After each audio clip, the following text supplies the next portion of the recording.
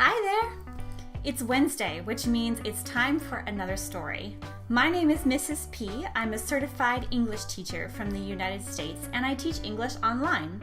Stories are a really great way to learn English, especially if you can listen to a story read by a native speaker. Today's story is called 12 Again. It's a story about a man, a businessman in his 30s, who wakes up one day to find that he is 12 years old again. Watch my video called How to Use Stories to Learn English if you want to know how to use this story to really improve and advance your English level. You can find the transcript for this story by going to a link that's down below the video in the description. Let's get started. 12 Again by Matthew Licht. Bobby Osgood woke up one October morning and he was 12 years old again. This is crazy, he thought, upon finding himself back in his kid-sized bed in the little white house where he'd grown up. I'm 32. I live in New York. I work in a bank. He didn't have much time to ponder this absurd situation. His mother yelled from the kitchen downstairs that breakfast was ready, and if he didn't shake a leg, he was going to be late for school, and he had a big math test today, remember? Ah, so that's it, Bobby thought, and closed his eyes once more. This is one of those anxiety nightmares caused by stress, which I'm often under at my job. In this bad dream, I'll be back at my old school. I will have to take a test, and of course I won't know any of the answers. Also, I will have forgotten to wear pants. Yikes. But then I'll wake up and it will all have been merely a dream. He pulled the Cowboys and Indians blanket over his head and waited for reality to resume control of the airwaves. The half-naked test nightmare had never included Bobby's mother, Doris, coming upstairs and pulling off the covers, falling on the bed and holding him down and tickling him all over until he was totally wide awake and laughing like a clown. "Mom!" Bobby looked at her. She was smiling brightly, giggling like a girl. She looked young again, and so pretty. I never noticed how pretty Mom was, Bobby thought, so he did something he hadn't done too terribly often when he really was a kid. He put his arms around his mother's neck, planted a kiss on her cheek, and told her she was beautiful. She hugged him back as though she never wanted to let go. Bobby sort of never wanted her to, either. "What's gotten into you today, mister? You aren't trying to sweet stuff your way out of going to school, are you? 'Cause it ain't going to work." "No, Mom, it's just..." "Get dressed then. Put on your blue shirt. I ironed it for you. And speaking of irons, I've got waffles ready downstairs." Was she going to watch him get dressed? Bobby remembered she used to do that, sometimes. How embarrassing. Mom, do you mind?" "All right, Mr. Grown-Up. Better hurry, though." He went downstairs for the best waffles in the world. Bobby's mother, Doris, told him to eat a banana, too. Brain fuel for the math test. So Bobby ate waffles and sliced banana with butter and maple syrup. "Thanks, Mom, that was delicious. You are the best cook ever, and so gorgeous on top of it." He couldn't help repeating that she was beautiful again, because it was true. She was. "Flattery won't get you out of no exam, Buster, but it's sweet of you to say so. You sure you're feeling okay?" Bobby Osgood said, "I love you, Mom," and kissed her again before he went outside to wait for the school bus. He hadn't kissed his mother much back when he was a kid, he remembered. Not nearly enough, anyway. Mama Doris shot him a puzzled look, blew him a kiss, and waved when he boarded the bus. Bobby felt like crying as he watched her go back into the house. Of course, he couldn't start boo-hoo-hooing on the bus, not in front of everybody. There was Mrs. Thompson, the bus driver. "Good morning, Mrs. Thompson. Thanks for picking me up." Mrs. Thompson shot him a funny look. It occurred to Bobby that he'd never thanked her for bringing him to school all those years, even though she was a safe driver, always on time, and not unfriendly. Isn't that why people say thank you? Mrs. Thompson smiled. "Hey, thank you, Bobby. You're a good kid. Now go sit down." Bobby Osgood traipsed the no-slip, rubber-lined bus aisle, grabbing seat backs as Mrs. Thompson pulled away, screeching her tires. It was weird being short again. Weird being driven around. Weird seeing all those faces he hadn't seen or thought of in years. All these people who, like him, had become kids again. Bobby saw a boy named Stu Tabb. What a cool name. What a perfect haircut. What a tough jacket. Bobby shuddered as he stared at Stu Tab because he remembered hearing that Stu had been killed in a car crash years ago. Yet here he was, alive again. Still alive. Bobby said, "Hey, Stu." Stu Tab just stared back, a trifle annoyed because he, Stu Tab, was an older kid in high school, and older kids in high school have zero time to talk to 6th grade punks like Bobby Osgood. Somebody else was staring at Stu Tab, a pretty girl with green eyes. Bobby turned to tomato sauce when he saw her. She was Becky Raven, and Bobby had, he couldn't look at her.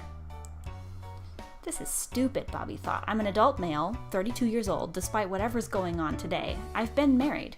Why can't I even look at a 7th grade chick?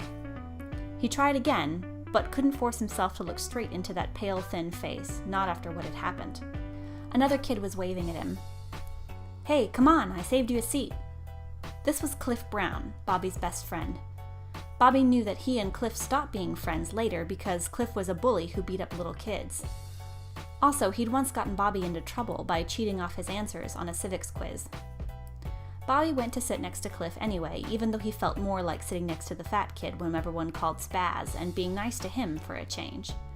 Bobby and Cliff didn't have much to say to each other, but that was okay because they were still friends, and friends don't necessarily have to talk. Cliff was scanning the streets for muscle cars through the window. Bobby was staring 3 rows ahead at Becky Raven's long black hair that swayed with the motion of the bus. "Ooh, Bobby's in love." Chris's face was a Halloween mask of mockery. Bobby was busted for liking girls. "Shut up." Bobby slammed his elbow into Cliff's ribs. The fact that he was still in love with Becky Raven bugged him. Cliff and Bobby traded punches and wrestled all the way to school. Bobby hadn't slugged or strangled anyone in years. Man, it was fun. So much fun, he almost forgot he had a math test coming up. Yow. Wait a minute. A 6th grade math test was nothing to worry about. Hadn't 32-year-old Mr. Robert Osgood been working at the Grand Central Bank these past 7 years? Mrs. Wilkes, the math teacher, gray-haired and bespectacled, handed out the test papers, which smelled of rubbing alcohol. Nice how everything gets handed to you at this stage of the game, Bobby thought. He said, "Thanks, Mrs. Wilkes. This looks like a really interesting test you've put together for us." Mrs. Wilkes looked at Bobby as though he'd gone stark foaming nuts. Then she smiled and said, "Well, looks like someone has studied for a change. Good boy, Bobby. Now get to work." Cliff Brown gave him a karate chop on the back of the neck. "You butt kisser." The math test was a piece of cake with sliced banana on top. Algebra's no big deal once you get the hang of it. Why couldn't math have been this easy back when I was really 12? Bobby finished the test in 10 minutes flat, checked his work, and swaggered up to Mrs. Wilkes' desk to hand it over. "Are you sure you're done, Bobby?" "Oh, yes, ma'am. Thanks. This one certainly covered a lot of material. Nearly stumped me with question number 9. Pretty tricky." Bobby knew how hard teachers have to work after the last school bell rings out. He said, "Thanks, Mrs. Wilkes, for all the great stuff you teach us. It came, that is, I know it will come in handy later." Bobby went back to his desk, but Mrs. Wilkes called him back to the front of the room again. A curious, serious look flashed from over her black plastic cat's eye glasses. "Bobby Osgood, did you cheat on this examination? Tell me honestly." "Oh, no, ma'am, I swear it." "Well, isn't that funny?" she said, as though it weren't funny at all. "You've never gotten all the answers right before, or solved all of the problems so quickly. How do you explain this phenomenal performance?" I guess you were right before, Mrs. Wilkes. I studied extra hard this time." "All right then, Bobby. Good work. You may go sit quietly until the bell rings." Back at his desk, Bobby whispered a few answers to Cliff Brown to avoid getting a judo sock behind the ear. Cliff was pretty strong. Bobby didn't run into Becky Raven again until after lunch. Seeing Stu Tab alive had been weird, but watching Becky walk toward him down a locker-lined hallway was even weirder. He hadn't thought about Becky Raven in years. How could he still be in love with her? Why couldn't he go up and talk to her, or even look her in the eye? He knew exactly why. If he was 12 now, and back in 6th grade, then what had happened hadn't happened all that long ago. Bobby Osgood had run up behind Becky out on the playground and kicked her in the butt. Not just a playing around kick in the can either. Hard enough to hurt. Hard enough to make pretty Becky cry shiny fat tears down her cheeks. Why? Because Bobby was mad at her. Because Bobby was secretly in love with her, but Becky was only interested in Stu Tabb, who was older and cooler and tougher. All those terrible, horrible feelings came back to 12-year-old Bobby. 32-year-old Bobby had almost forgotten them. Almost. Becky Raven looked as though she couldn't see Bobby. He thought, so, I'm invisible. That means it's only a dream after all. He punched himself in the stomach so he could wake up and not be looking at Becky Raven. But he didn't wake up. Becky looked at Bobby then because, let's face it, it's pretty strange to see a kid whomp himself full force in the gut. Now or never, Bobby Osgood looked into Becky Raven's dark green eyes and said, Becky, I'm sorry I kicked you.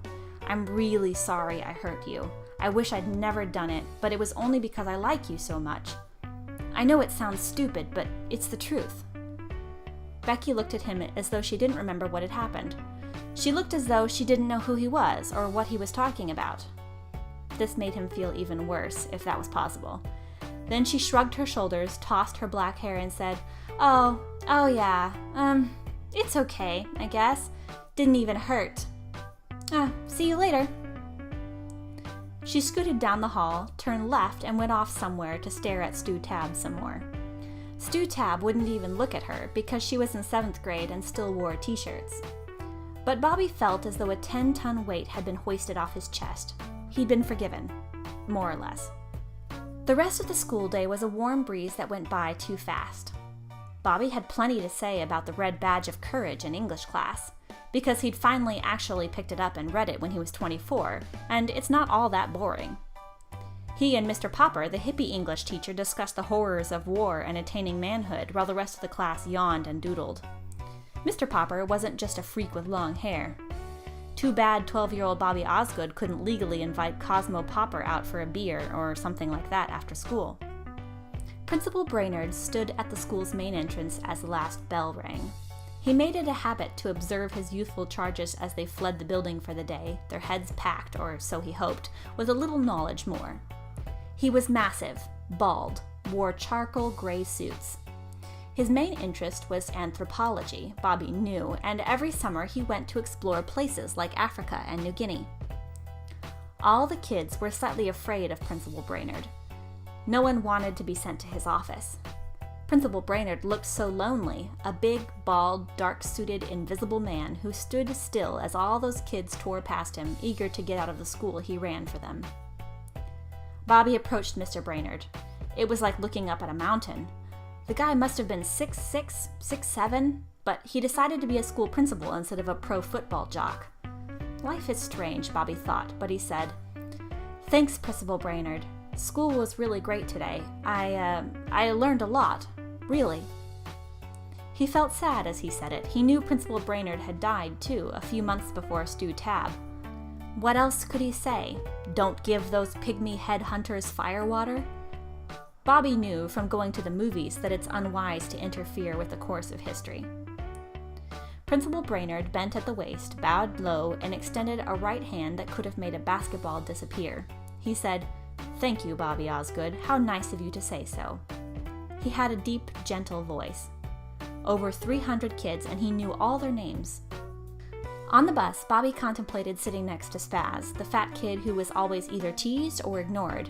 But he didn't, in the end, because grappling with Cliff Brown was too much fun. On his way down the aisle, though, Bobby leaned against Spaz's lonely bench and said, Chin up, Spaz. You're going to be a big rock star when you grow up. And he knew it was true. Though it seemed wrong since it'd been so easy, Bobby told his mother, Doris, he'd scored 100% and gotten a big fat A on the math test. She seemed so happy about it. See what you can do when you try, smart guy. Bobby wanted to spend the rest of the afternoon with his mom, but she said, Go out and play, get some fresh air, run around, see the world.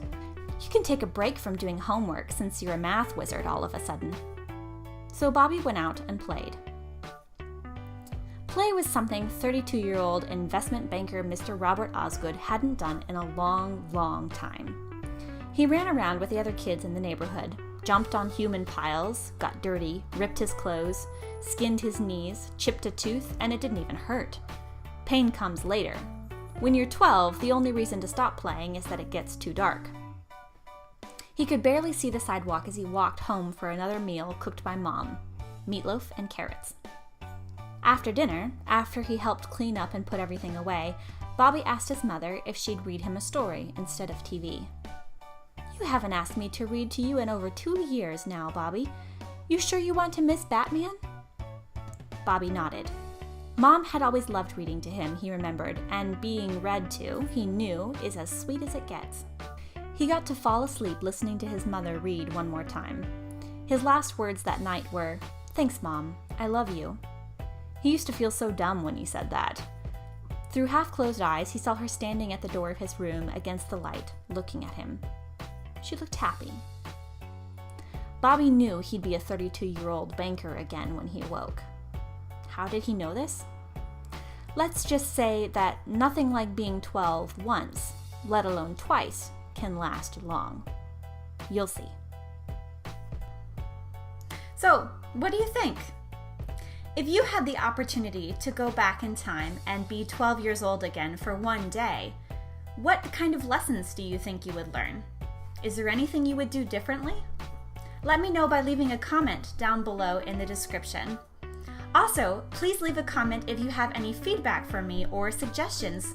If you're interested in taking lessons with me, or you just want to see some of the materials that I offer, check out my website by following this link or by going to mrspESLtutor.com. Click here if you want to see the playlist with all of my stories. Subscribe to my YouTube channel by clicking up here. This way you can see all of my videos that come out as soon as my stories arrive, as well as any bonus videos that I make. You can click here to see my newest video.